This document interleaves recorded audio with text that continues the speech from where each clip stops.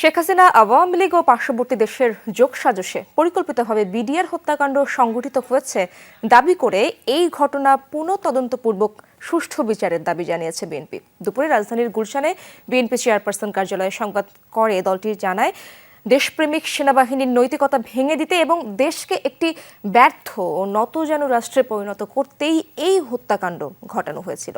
সুষ্ঠু বিচারে নিশ্চিতে একটি স্বাধীন তদন্ত কমিশনের দাবিও জানায় বিএনপি। শ্রীলঙ্কা আবারও রপ্তানিতে শীর্ষে। ঢাকার পিলখানায় বিডিআর সদর দপ্তরে ঘটে দেশের ইতিহাসে নারকীয় এক হত্যাকাণ্ড, যেখানে বাহিনীটিতে কর্মরত ৫৭ জন সেনা কর্মকর্তা সহ মোট ৭৪ জন নিহত হন।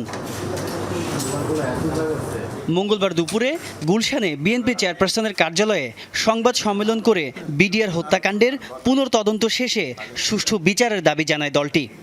দেশপ্রেমিক সেনাবাহিনীর মেরুদণ্ড ও নৈতিক বল ভেঙে দেওয়ার জন্যে এবং জাতীয় নিরাপত্তা এবং সার্বভৌমত্বকে মারাত্মক ঝুঁকিতে ফেলে বাংলাদেশকে একটি ব্যর্থ, অকার্যকর, নতজানু রাষ্ট্রে পরিণত করার জন্যই এই হত্যাকাণ্ড সংগঠিত করা হয়েছিল। অভিযোগ করা হয়, সাবেক প্রধানমন্ত্রী শেখ হাসিনা, তার দল আওয়ামী লীগ ও পাশের দেশের যোগসাজশে এই নৃশংস হত্যাকাণ্ড হয়েছে।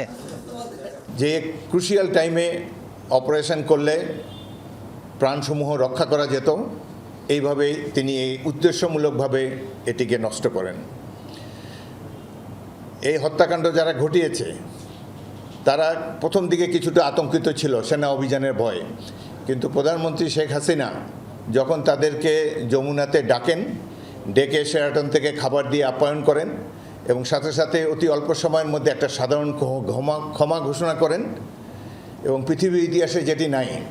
বিডিআর হত্যাকাণ্ডের সুষ্ঠু বিচার নিশ্চিতে বর্তমান স্বরাষ্ট্র উপদেষ্টার উদ্যোগকে স্বাগত জানিয়ে সেই সময় তার নেতৃত্ব করা সেনাবাহিনীর তদন্ত কমিটির প্রতিবেদন জাতির সামনে প্রকাশের আহ্বানও জানানো হয় সংবাদ সম্মেলন থেকে।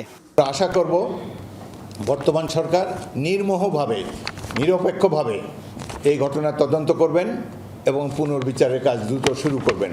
তাজনুর ইসলাম, যমুনা নিউজ, ঢাকা।